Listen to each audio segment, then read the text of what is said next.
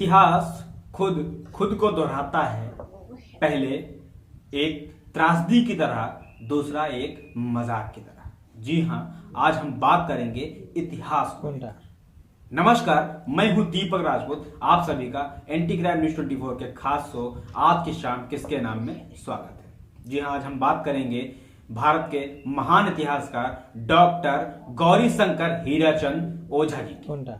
गौरीशंकर हीराचंद ओझा का जन्म 15 सितंबर 1863 को सिरोही राज्य के रोहेड़ा ग्राम में हुआ था। इनकी उच्च शिक्षा मुंबई में हुई। टॉट के ग्रंथों से ओझा काफ़ी प्रभावित थे। कविराज श्यामल दास उससे इतना प्रभावित हुआ कि ओझा को अपने इतिहास कार्यालय में सहायक मंत्री बना दिया, जिससे उन्हें मेवाड़ के भिन्न भिन्न ऐतिहासिक स्थलों को देखने और ऐतिहासिक सामग्री संकलित करने का अवसर मिला।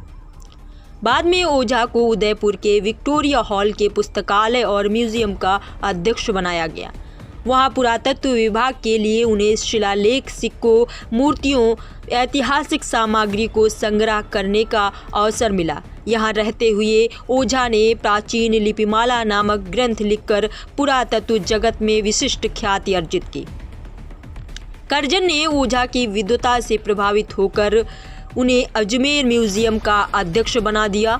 उस समय अनेक राजपूत राज्यों में भ्रमण करने का अवसर ओझा को मिला। वहीं रहते हुए उन्होंने 1911 में सिरोही राज्य का इतिहास लिखा।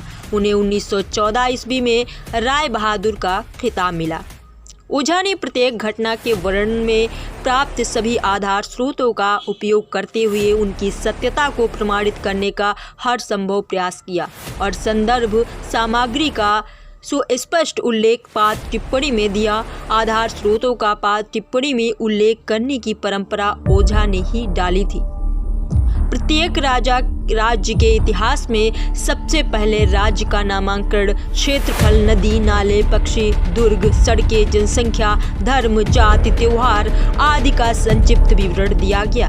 उसके बाद प्राचीन व प्रसिद्ध स्थलों का वर्णन है। फिर राजवंश की स्थापना के बाद उस राज्य का क्रमबद्ध राजनीतिक इतिहास दिया गया। ये ओझा के लेखन की विशेषता थी।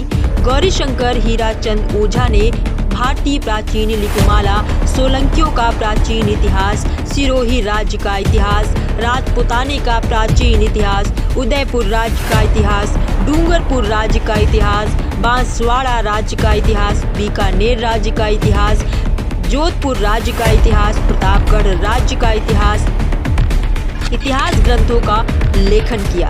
ओझा ने साहित्य इतिहास का पुरातत्व पर निबंध लिखे एवं कर्नल जेम्स टॉड का जीवन चरित्र, भारतवर्ष के प्राचीन इतिहास की सामग्री, पापा रावल का सोने का सिक्का, वीर शिरोमणि महाराणा प्रताप, मध्यकालीन भारतीय संस्कृति नाम से छोटे ग्रंथ भी लिखे। 1933 ईस्वी में ओरिएंटल कॉन्फ्रेंस बड़ौदा में इतिहास विभाग के अध्यक्ष बने।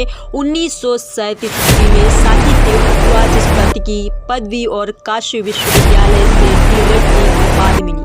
17 अप्रैल 1947 को रोहेड़ा में ओझा का स्वर्गवास हो गया।